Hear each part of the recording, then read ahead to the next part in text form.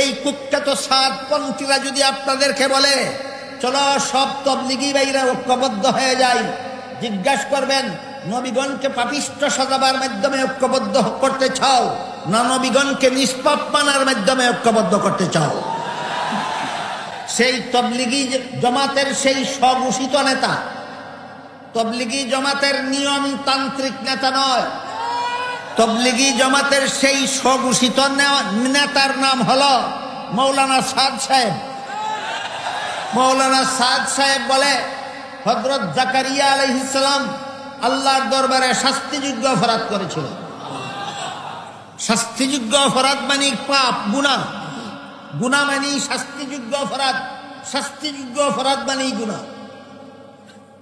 সাদ সাহেব বলে হযরত জাকারিয়া আলাইহিস সালাম আল্লাহর দরবারে শাস্তিযোগ্য অপরাধ করেছিলেন। সাদ সাহেব বলে ইউসুফ আলাইহিস সালাম আল্লাহর দরবারে শাস্তিযোগ্য অপরাধ করেছিলেন। সাদ সাহেব বলে হযরত মুসা আলাইহিস সালাম আল্লাহর দরবারে শাস্তিযোগ্য অপরাধ করেছিলেন। সাদ সাহেব বলে স্বয়ং মুহাম্মদুর রাসূলুল্লাহ সাল্লাল্লাহু আলাইহি ওয়াসাল্লাম আল্লাহর দরবারে শাস্তিযোগ্য অপরাধ করেছিলেন। আমি আপনাদের জিজ্ঞাসা করি, আমার কথাগুলি বুঝে থাকলে এবার বলুন, এই কুখ্যাত সাতপন্থীরা যদি আপনাদেরকে বলে চলো সব তবলিগি ভাইরা ঐক্যবদ্ধ হয়ে যাই, জিজ্ঞাসা করবেন নবীগণকে পাপিষ্ঠ সাজাবার মাধ্যমে ঐক্যবদ্ধ করতে চাও না নবীগণকে নিষ্পাপ মানার মাধ্যমে ঐক্যবদ্ধ করতে চাও? এই সাদ সাহেব যত ইলমে আকাইদের সিদ্ধান্তকৃত বিষয়াবলীর বিরুদ্ধে যত বক্তব্য প্রদান করেছেন, এর মধ্যে আমার দৃষ্টিতে একটা বক্তব্য কুফরি বক্তব্য। সাদ সাহেবের একটা বক্তব্য কুফরি বক্তব্য। সেই কুফরি বক্তব্যটা বোঝার আগে এই ব্যাপারে আল্লাহর কোরআনের ঘোষণাটা আমরা জেনে নেই। আল্লাহ পবিত্র কোরআনের এক আয়াতে বলেন, ইন্নাকা লা তাহদি মান আহবাবতা ওয়ালাকিন্নাল্লাহ ইয়াহদি মান ইয়াশা। হে মুহাম্মদুর রাসূলুল্লাহ সাল্লাল্লাহু আলাইহি ওয়াসাল্লাম, আপনি যাকে ভালোবাসেন তাকেই হেদায়েত দিতে পারবেন না, আল্লাহ যাকে ইচ্ছা তাকে হেদায়েত দিবেন।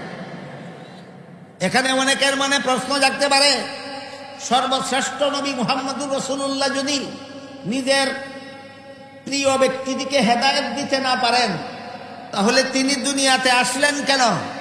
তিনি এসেছেন ইচ্ছা মতো যাকে ইচ্ছা তাকে হেদায়েত দেওয়ার জন্য নয়, সর্বস্তরের মানুষকে হেদায়েতের কথা বুঝাবার জন্য। নবী রাসূলগণ হেদায়েত দেওয়ার মালিক না বুঝাবার দায়িত্বশীল? নবী রাসূলগণ হেদায়েত বুঝাবার দায়িত্বশীল, দেওয়ার মালিক নয়। বুঝাবার দায়িত্বশীল নবীগণ আর দেওয়ার মালিক আল্লাহ। এটাও ইলমে আকাইদের সিদ্ধান্তকৃত বিষয়, ইলমে আকাইদের সিদ্ধান্তকৃত বিষয়।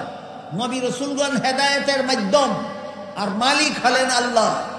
এই জন্য কোরআনের বিভিন্ন আয়াতের একাধিক ব্যাখ্যা আছে। নূর শব্দ কোরআনের বিভিন্ন আয়াতে ব্যবহৃত হয়েছে। এর মধ্যে এমন আয়াতও আছে যে আয়াতে নূরের ব্যাখ্যা আল্লাহ হয়, যে আয়াতে নূরের ব্যাখ্যা রাসূল হয়, যে আয়াতে নূরের ব্যাখ্যা কোরআনও হয়। তাই মুফাসসিরিনে কেরাম লিখেছেন, কোরআনের যেসব আয়াতে আল্লাহকে নূর বলা হয়েছে সেখানে নূর অর্থ হেদায়েতের মালিক। এইটা আপনাদের সারা জীবন মনে রাখার মতো একটা কথা। কোরআনের যত আয়াতে আল্লাহকে নূর বলা হয়েছে সেখানে নূর অর্থ হেদায়েতের মালিক। আর যেসব আয়াতে কোরআনকে নূর বলা হয়েছে সেখানে নূর অর্থ হেদায়েতের মালিক নয়, হেদায়েতের মাধ্যম। যেখানে নবী রাসূলগণকে নূর বলা হয়েছে সেখানে নূর অর্থ হেদায়েতের মালিক নয়, হেদায়েতের মাধ্যম।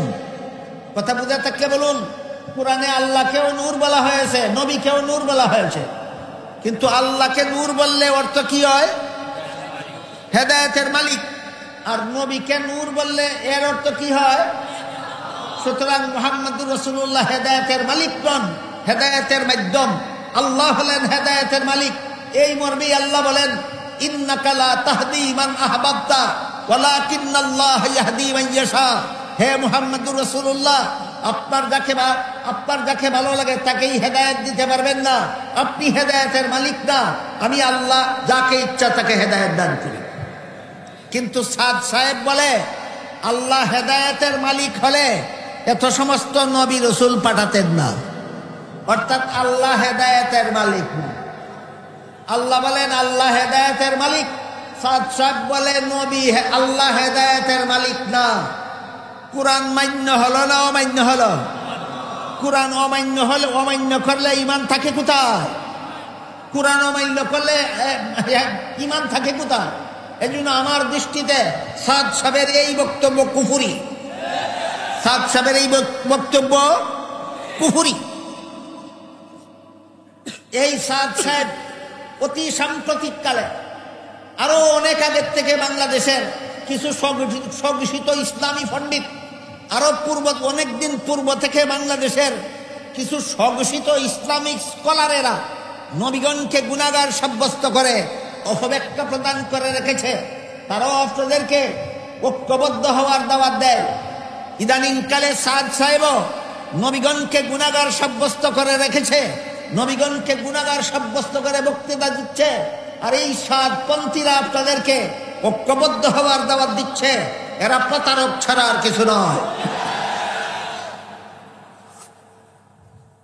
সুতরাং আল্লাহ যে পবিত্র কোরআনে বলেছেন ওয়াতাসিমু বিহাবলিল্লাহি জামিআন ওয়া লা তাফাররাকু, হে মুমিন মুসলমানেরা, তোমরা আল্লাহর দ্বীন পালনের মাধ্যমে, শক্তভাবে আল্লাহর দ্বীন পালনের মাধ্যমে ঐক্যবদ্ধ হও।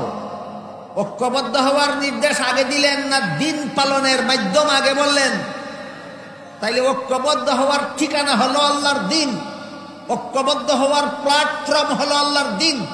আর হাদিসে জিবরিল রাসূল বলে দিয়েছেন আল্লাহর দ্বীন তিনটা ইলমের নাম। ইলমে আকাইদের নাম আল্লাহর দ্বীন। ইলমে আকাইদের সিদ্ধান্তকৃত বিষয়গুলি মেনে নিয়ে সব মুসলমান ঐক্যবদ্ধ হও। ইলমে ফিকহ আল্লাহর দ্বীন। ইলমে ফিকহর সিদ্ধান্তকৃত বিষয়গুলি মেনে নিয়ে মুসলমানেরা ঐক্যবদ্ধ হও। ইলমে তাজকিয়া আল্লাহর দ্বীন। ইলমে তাজকিয়ার সিদ্ধান্তকৃত বিষয়গুলি মেনে নিয়ে মুসলমানেরা ঐক্যবদ্ধ হও। কথা বুঝে থাকলে এবার বলুন, আল্লাহ কোরআনে মুসলমানদের শুধু ঐক্যবদ্ধ হওয়ার কথা বলেছেন, ঠিকানা চিহ্নিত করে দেননি? না, আগের ঠিকানা চিহ্নিত করেছেন। আগের ঠিকানা চিহ্নিত করেছেন, পরে বলেছেন এই ঠিকানায় তোমরা ঐক্যবদ্ধ হও। সুতরাং ঐক্যের জন্য যারা নসিহত খয়রাত করে, ঐক্যের জন্য যারা দাওয়াত দেয়, ঐক্যের জন্য যারা উপদেশ দেয়, তাদের কাছে চাইবেন ঐক্যবদ্ধ হওয়ার ঠিকানা কোনটা বলো, ঐক্যবদ্ধ হওয়ার প্ল্যাটফর্ম কোনটা বলো। আল্লাহ পরিষ্কার ভাবে মুসলমানদের ঐক্যবদ্ধ হওয়ার ঠিকানা বলে দিয়েছেন আল্লাহর দ্বীন। আর হাদিস শরীফে আল্লাহর রাসূল এই আল্লাহর দ্বীন তিনটা ইলমকে বলেছেন। ইলমে আকাইদের নাম আল্লাহর দ্বীন, ইলমে ফিকহর নাম আল্লাহর দ্বীন, ইলমে তাজকিয়ার নাম আল্লাহর দ্বীন।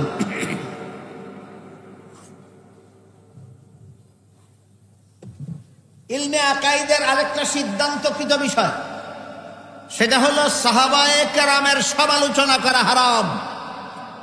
ইলমে আকাইদের একটা সিদ্ধান্তকৃত বিষয়, সাহাবায়ে কেরামের সমালোচনা করা হারাম। এ মর্মে হাদিস শরীফে রাসূল করিম সাল্লাল্লাহু আলাইহি ওয়াসাল্লাম বলেন, ইযা রাআইতুমুল্লাযীনা ইয়াসুব্বুনা আসহাবী ফাকুলু লানাতুল্লাহি আলা শাররিকুম। হে আমার উম্মত মুসলমানেরা, তোমরা যখন ওই সমস্ত লোকদের দেখতে পাবে যারা আমার সাহাবাদের সমালোচনা করে, ওদেরকে বলে দিও আমার সাহাবা সমালোচকদের উপর আল্লাহর লানত। রাসূল তার উম্মতকে ইলমে তাজকিয়া শিক্ষা দিয়েছেন। ইলমে তাজকিয়ার সংক্ষিপ্ত পরিচয়, আল্লাহর যে সমস্ত বিধান শুধু অন্তরে বিশ্বাস করলেও চলে না, শরীরের বাহ্যিক অঙ্গের দ্বারা পালন করা যায় না, বরং বিশ্বাসও করতে হয় অন্তরের দ্বারা, পালনও করতে হয় অন্তরের দ্বারা। এই সমস্ত বিধিবিধান জানার নাম ইলমে তাজকিয়া। তাই জিবরিলের 3 প্রশ্নের জবাবে রাসূল তার উম্মতকে 3 প্রকার ইলম শিক্ষা দিয়েছেন। প্রথম প্রকার ইলমের নাম ইলমে আকাইদ, দ্বিতীয় প্রকার ইলমের নাম ইলমে ফিকহ, তৃতীয় প্রকার ইলমের নাম ইলমে তাজকিয়া। অন্তত মাদ্রাসার ছাত্ররা এই 3টি কথা জীবন ভর মনে রাখো। জিবরিলের 3 প্রশ্নের জবাবে রাসূল তার উম্মতকে 3 প্রকার ইলম শিক্ষা দিলেন। প্রথম ইলমের নাম ইলমে আকাইদ, দ্বিতীয় ইলমের নাম ইলমে ফিকহ, তৃতীয় ইলমের নাম ইলমে তাজকিয়া। এই 3টা ইলম শিক্ষা দেওয়ার পর জিবরিল চলে যাওয়ার পর রাসূল বলে দিলেন ইউআল্লিমুকুম দীনাকুম, এই 3 ইলমের নাম তোমাদের দিন। ইলমে আকাইদের নাম আমার দিন, ইলমে ফিকহর নাম আমার দিন, ইলমে তাজকিয়ার নাম আমার দিন। আল ইয়াউমা আকমালতু লাকুম দীনাকুম আয়াতে যে বলা হয়েছিল ইসলামের বিধিবিধানকে আল্লাহ পরিপূর্ণ করে দিয়েছেন, হাদিসে জিবরিলে রাসূল বলে দিয়েছেন ইসলামের বিধিবিধান, যাবতীয় বিধিবিধান এই 3 প্রকার ইলমের মধ্যে বিদ্যমান। ইসলামের যাবতীয় বিধিবিধান কত প্রকার ইলমের মধ্যে বিদ্যমান? 3 প্রকার ইলমের মধ্যে বিদ্যমান। কাজেই কেউ যদি ইলমে আকাইদের কোনো বিষয় মানে না, সেও দিন মানে না। কেউ যদি ইলমে ফিকহর কোনো বিষয় মানে না, সেও দিন মানে না। কেউ যদি ইলমে তাজকিয়ার কোনো বিষয় মানে না, সেও দিন মানে না। এভাবে যারা কোনো না কোনো ইলমের বিষয় মানে দিন মানে না, এরা যদি বলে আসো সব মুসলমান ঐক্যবদ্ধ হয়ে যায়, বর্তমান সমাজে ঐক্যবদ্ধ হওয়ার দাওয়াতের একটা জোয়ার এসেছে। আসো সব মুসলমান ঐক্যবদ্ধ হয়ে যায়। কিসেতে ঐক্যবদ্ধ? প্ল্যাটফর্মের নাম বলে না। কোন ঠিকানায় গিয়ে সব মুসলমান ঐক্যবদ্ধ হবে নাম বলে না। শুধু কোরআনের একটি আয়াতের দ্বারা দলিল পেশ করে, সেই আয়াতটাও বলি শুনুন। আল্লাহ কোরআনের একটি আয়াতে বলেছেন ওয়াতাসিমু বিহাবলিল্লাহি জামিআন ওয়া লা তাফাররাকু। এর অর্থ হলো হে মুমিন মুসলমানেরা, তোমরা শক্তভাবে আল্লাহর রশ্মিকে ধারণ করার মাধ্যমে ঐক্যবদ্ধ হও। এখানে আল্লাহর রশ্মি শব্দটা রূপক অর্থে ব্যবহৃত হয়েছে। এর মূল অর্থ হইল রশ্মি, আর রূপক অর্থ হলো মুফাসসিরিন কেরাম তাফসীরে লিখেছেন এখানে রশ্মি মূল অর্থে ব্যবহৃত নয়, রূপক অর্থ। হাবলুল্লাহ মানে আল্লাহর রশ্মি, এর রূপক অর্থ হলো আল্লাহর দিন। সারমর্ম হলো তোমরা আল্লাহর দিন পালনের মাধ্যমে ঐক্যবদ্ধ হও।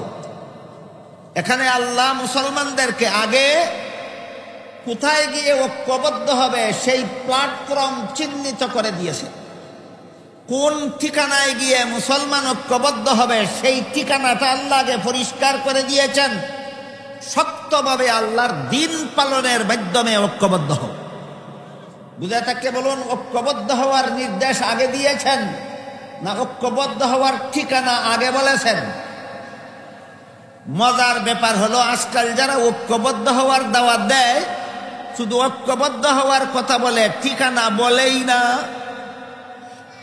ঠিকানা বলেই না। কেন বলে না? হয়তো জানেই না, আর না হয় জানে ঠিকানা বললে তার সাথে ঐক্যবদ্ধ হওয়ার কোনো উপায় থাকে না। এজন্য এদের এই সস্তা দাওয়াতে আপনারা যেন কেউ প্রতারিত না হন। এজন্য আল্লাহ যে আমাদেরকে ঐক্যবদ্ধ হওয়ার ঠিকানাটা পরিষ্কার ভাবে বলে দিলেন। মুসলমানদেরকে একটা প্ল্যাটফর্মে একত্র হওয়ার যে প্ল্যাটফর্ম আল্লাহ চিহ্নিত করে দিলেন, অন্তত বিশেষভাবে বর্তমান সমাজের মুসলমানদের সেই প্ল্যাটফর্মটা চিনে রাখা দরকার। ঐক্যবদ্ধ হওয়ার ঠিকানাটা চিনে রাখা দরকার। আমার কথা বুঝে থাকলে বলুন, আল্লাহ কোরআনে মুসলমানদের শুধু ঐক্যবদ্ধ হওয়ার কথা বলেছেন, কোনো ঠিকানা বলে দেননি। ঠিকানাটার নাম আল্লাহর ভাষায় হাবলুল্লাহ। ঠিকানাটার নাম আল্লাহর ভাষায় হাবলুল্লাহ। এর শাব্দিক অর্থ আল্লাহর রশি, আর রূপক অর্থ হইল আল্লাহর দিন। তোমরা আল্লাহর দিন পালনে ঐক্যবদ্ধ। ইলমে আকাইদের বিষয়গুলি মেনে নেওয়ার মাধ্যমে ঐক্যবদ্ধ হও। ইলমে ফিকহের বিষয়গুলি মেনে নেওয়ার মাধ্যমে ঐক্যবদ্ধ হও। ইলমে তাজকিয়ার বিষয়গুলি মেনে নেওয়ার মাধ্যমে ঐক্যবদ্ধ। এখন যদি কেউ ইলমে আকাইদের বিষয়গুলি মানে না আর বলে ঐক্যবদ্ধ হও, কোন গুড়ার ডিমে তোমার সাথে ঐক্যবদ্ধ হব? কেউ যদি ইলমে ফিকহের বিষয়গুলি মানে না আর শুধু বলে ঐক্যবদ্ধ হও, কোন গুড়ার ডিম নিয়ে তোমার সাথে ঐক্যবদ্ধ হব? কেউ যদি ইলমে তাজকিয়ার বিষয়গুলি মানে না, বরং ইলমে তাজকিয়াকে বেদাত বলে আর বলে ঐক্যবদ্ধ হও, এদেরকে প্রশ্ন করবেন কোন গুড়ার ডিম নিয়ে তোমার সাথে ঐক্যবদ্ধ হব? আল্লাহ এবং আল্লাহর রাসূল কোরআন হাদিসে বলে দিয়েছেন, ইলমে আকাইদের বিষয়গুলি মেনে নিয়ে ঐক্যবদ্ধ হও, ইলমে ফিকহের বিষয়গুলি মেনে নিয়ে ঐক্যবদ্ধ হও, ইলমে তাজকিয়ার বিষয়গুলি মেনে নিয়ে ঐক্যবদ্ধ হও। এখানে আমি কয়েকটি উদাহরণ আপনাদের সামনে তুলে ধরতে চাই, বিষয়টা আরো একটু পরিষ্কারভাবে বোঝার জন্য। ইলমে আকাইদের যত সিদ্ধান্তকৃত বিধান আছে, এর মধ্যে ইলমে আকাইদের একটা বিধান আছে আল্লাহ সম্পর্কে, যে আল্লাহ পাক রব্বুল আলামিন কোন সীমিত স্থানে অবস্থান করেন না। আল্লাহ কোন সীমিত স্থানে অবস্থান করেন না, বরং জগৎ জুড়ে যত স্থান আছে সবগুলি স্থান সৃষ্টি করার আগে সমস্ত জগৎ বেষ্টনকারী আল্লাহর আরশ, সেইটা সৃষ্টি করার আগে আল্লাহ ছিলেন না। বলেন, আসমান জমিন সৃষ্টি করার আগেও কি আল্লাহ ছিলেন? আরশ কুরসি লৌহ কলম সৃষ্টি করার আগেও কি আল্লাহ ছিলেন? স্থান বলতে কোনো কিছু সৃষ্টি করার আগেও কি আল্লাহ ছিলেন? তখন আল্লাহ কোন স্থানে ছিলেন, এই প্রশ্নের জবাব আগে পরিষ্কার হোক। যখন স্থান বলতে কিছু ছিল না, আপনারাই বলছেন তখনও আল্লাহ ছিলেন। যখন জমিন বলতে কোনো স্থান ছিল না, যখন আসমান বলতে কোনো স্থান ছিল না, যখন আরশ বলতে কোনো স্থান ছিল না, তখন কি আল্লাহ ছিলেন? কোন স্থানে? কোন স্থানে নয়। কোন স্থানে প্রশ্নের জবাব কি? কোন স্থানে নয়। এরপরে স্থানগুলি সৃষ্টি করার পরে যদি আপনি বলেন অমুক স্থানে আছেন, তাইলে আল্লাহর অস্তিত্বে পরিবর্তন দেখা দিল। এক সময় স্থান ছাড়া থাকেন আর এক সময় স্থানে থাকেন। এই রকম পরিবর্তন হওয়া যে সৃষ্টের বৈশিষ্ট্য, স্রষ্টার বেলায় আনফিট, স্রষ্টার বেলায় আনফিট। এটা ইলমে আকাইদের সিদ্ধান্তকৃত বিষয়, ইলমে আকাইদের সিদ্ধান্তকৃত বিষয়। কিন্তু আজকাল যারা মুসলমান সমাজকে ঐক্যবদ্ধ হওয়ার দাওয়াত দিচ্ছে, তারা পবিত্র কোরআনের একটি আয়াতের অপব্যাখ্যার মাধ্যমে বলছে আল্লাহ আরশে থাকেন। আরশ কোন স্থানের নাম নয়,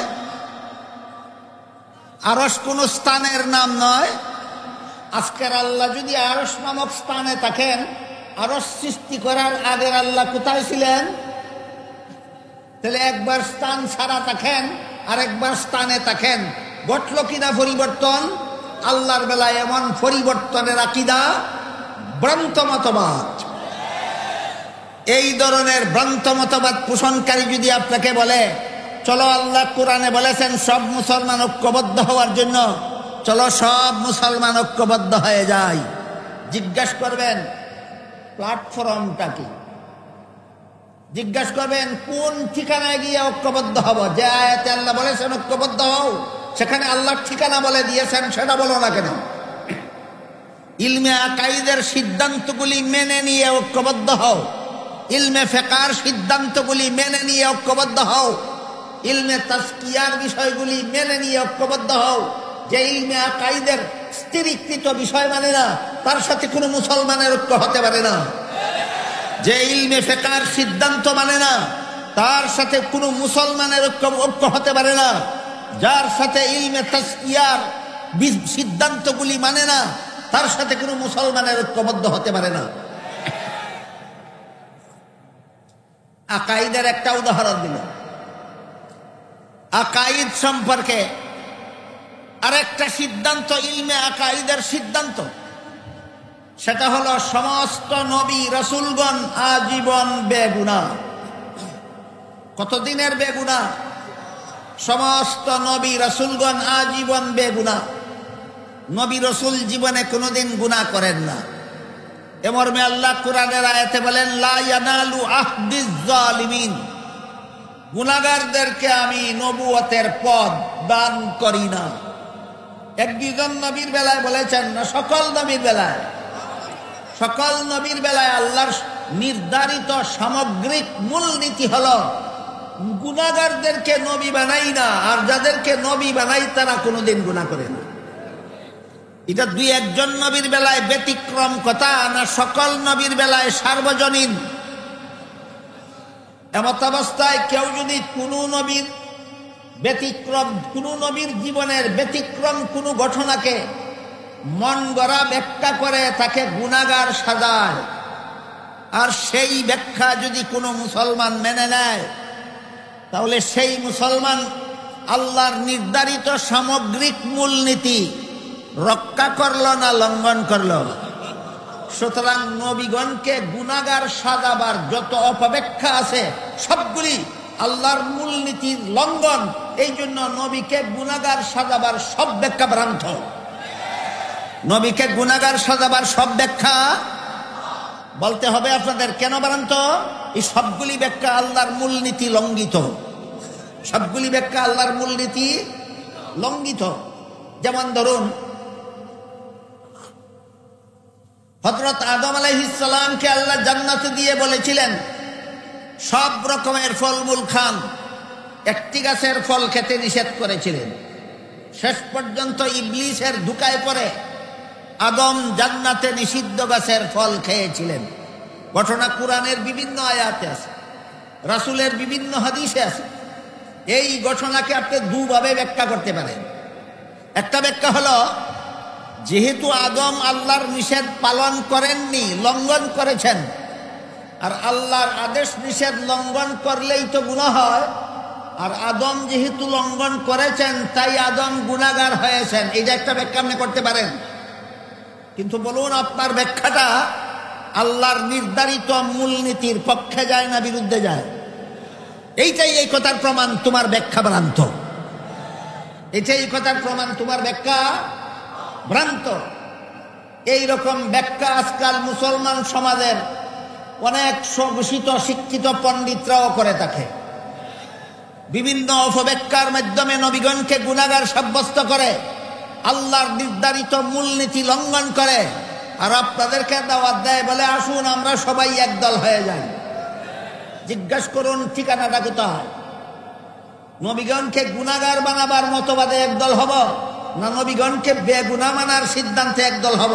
আগে সিদ্ধান্ত করবেটা, তারপরে ঐক্যের কথা বল। এই ব্যাখ্যাটা আসলে কোনো মুসলমানের মস্তিষ্ক প্রসূত নয়। জান্নাতে আদমের নিষিদ্ধ গাছের ফল খাওয়ার যে ব্যাখ্যা আপনাদের সামনে তুলে ধরেছি, যে ব্যাখ্যা আল্লাহর মূলনীতি পরিপন্থী, এই ব্যাখ্যা আসলে কোনো মুসলমানের মস্তিষ্ক প্রসূত নয়, খ্রিস্টানদের কাছ থেকে আমদানিকৃত। এবার শুনুন খ্রিস্টানদের আকাইদের ব্যাপার, খ্রিস্টানদের ধর্ম বিশ্বাসের ব্যাপারে কিছু কথা। বাংলাদেশের খ্রিস্টানেরা আপনাদেরকে খ্রিস্ট ধর্মে দীক্ষিত করার জন্য অনেকগুলি বই পুস্তক লিখেছে। এর মধ্যে তাদের লিখিত একটা বইয়ের নাম আছে কোরআনের আলোকে বেহেশতে যাওয়ার পথ। নামটার মধ্যে এমন একটা বান্দরামি আছে যে নামটা দেখলেই একজন সাধারণ মুসলমান কল্পনাও করতে পারবে না যে এটা খ্রিস্টানদের লেখা বই। কারণ কোরআনের আলোক খ্রিস্টানেরা কি বুঝবে মুসলমান আলেম ছাড়া? বেহেশতে যাওয়ার পথ খ্রিস্টানেরা কি চিনবে মুসলমান আলেম ছাড়া? এমন বান্দরামিপূর্ণ নামটাই লিখেছে আপনাদেরকে দুঃখা দেওয়ার জন্য, আপনারা যেন কল্পনাও করতে না পারেন যে এটা কোনো খ্রিস্টানের লেখা বই। আসলে বইটা খ্রিস্টানদের লেখা। বইয়ের নাম কোরআনের আলোকে বেহেশতে যাওয়ার পথ। সেই বইয়ে লেখে, প্রথম মানুষ আদম প্রথম পাপিষ্ট। প্রথম মানুষ আদম প্রথম পাপিষ্ট। কি ছিল আদমের পাপ? কোরআনের আয়াত দিয়া দলিল দিছে জান্নাতে নিষিদ্ধ গাছের ফল খাওয়ার ঘটনা, এই ছিল আদমের পাপ। আমার কথা যারা বুঝেছেন বলুন, জান্নাতের নিষিদ্ধ গাছের ফল খাওয়ার ঘটনাকে দলিল রূপে গ্রহণ করে আদমকে পাপিষ্ঠ বা গুনাহগার সাব্যস্ত করা মুসলমানি মতবাদ না খ্রিস্টানি মতবাদ?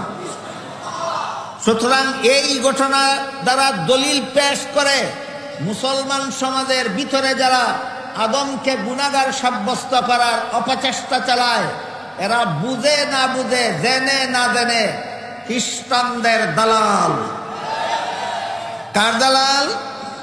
খ্রিস্টানদের দালাল।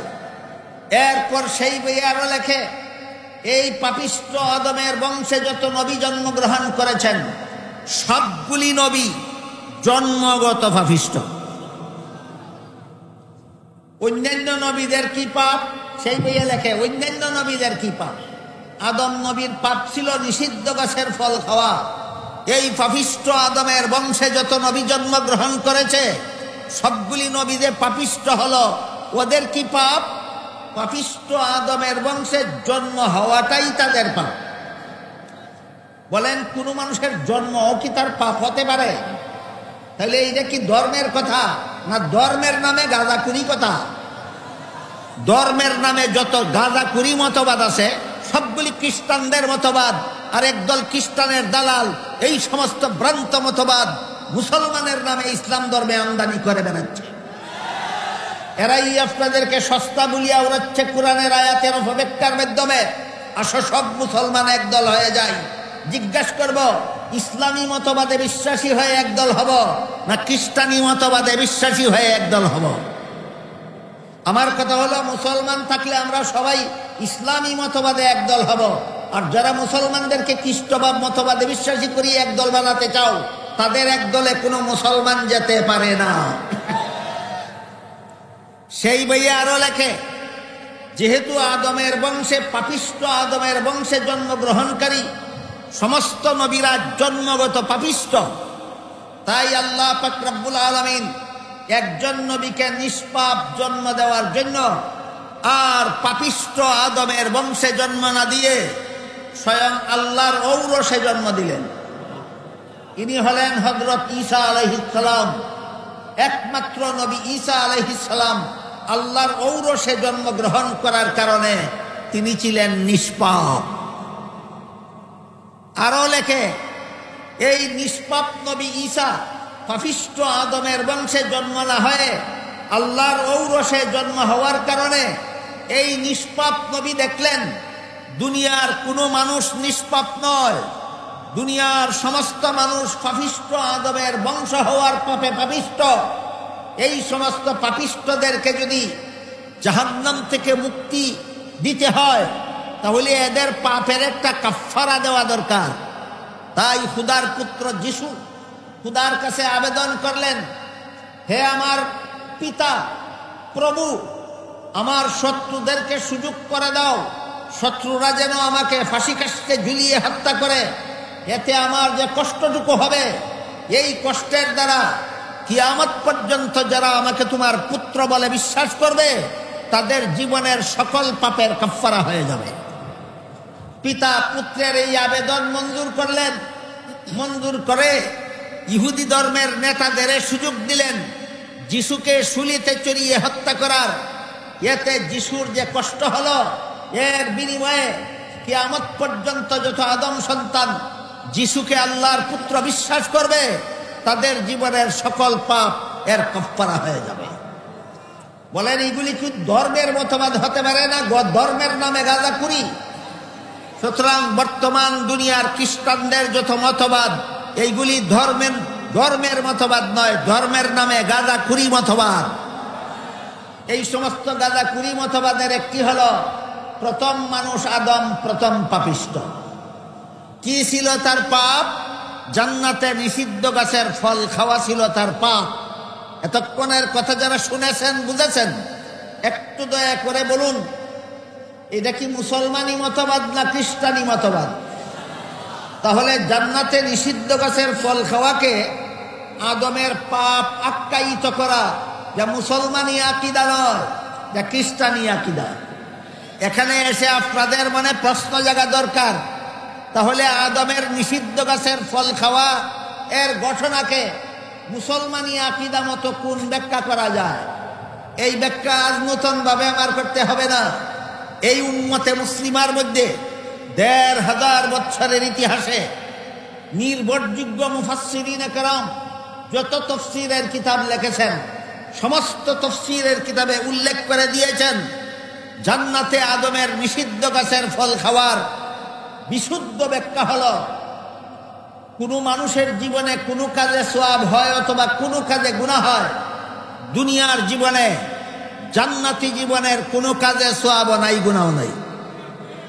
এটা বিশুদ্ধ মতবাদ। আদমের নিষিদ্ধ গাছের ফল খাওয়ার সহি ব্যাখ্যা, জান্নাতে আদমের নিষিদ্ধ গাছের ফল খাওয়ার সহি ব্যাখ্যা ১৫০০ বছরের ইতিহাসে যত নির্ভরযোগ্য মুফাসসিরিনে কেরাম যত তাফসীরের কিতাব লিখেছেন, সবগুলি তাফসীরের কিতাবে উল্লেখ করে দিয়েছেন মানুষের কোনো কাজে সওয়াব হয়, কোনো কাজে গুনাহ হয়, জান্নাতি জীবনে নয়, দুনিয়ার জীবনে। জান্নাতি জীবনের কোনো কাজে সওয়াব নাই, গুনাহ নাই। এবার বলুন, আদম নিষিদ্ধ গাছের ফল খেয়েছিলেন কোন জীবনে? এর সাথে সওয়াবেরও কোনো সম্পর্ক নাই, গুনাহরও কোনো সম্পর্ক নাই। এই ব্যাখ্যাটা গ্রহণ করলে আল্লাহর নির্ধারিত মূলনীতি লঙ্ঘন হয় না রক্ষা হয়? এইটাই প্রমাণ ব্যাখ্যাটা সহি, এই কথাই প্রমাণ ব্যাখ্যা সহি। সুতরাং এইভাবে ভ্রান্ত ব্যাখ্যার মাধ্যমে, ভুল ব্যাখ্যার মাধ্যমে যারা বিভিন্ন নবীকে বিভিন্নভাবে গুনাহগার সাব্যস্ত করে, এরা যদি আপনাদেরকে বলে আল্লাহ কোরআনে বলেছেন সব মুসলমান ঐক্যবদ্ধ হও, তাদেরকে কি বলবেন?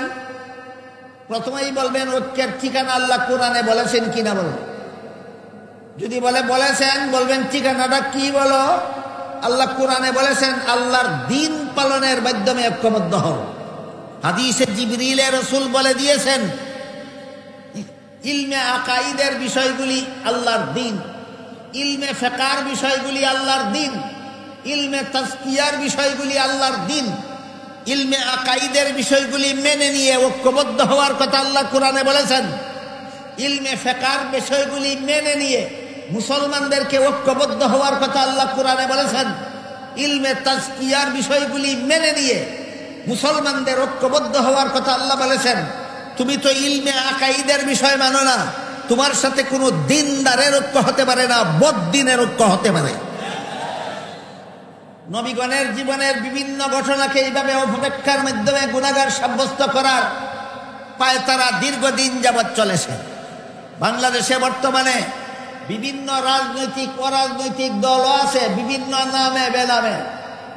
এদের কেউ কারো দলের প্রতিষ্ঠাতা নেতা অপব্যাখ্যার মাধ্যমে বিভিন্ন নবীকে গুনাহগার সাব্যস্ত করে রেখেছে।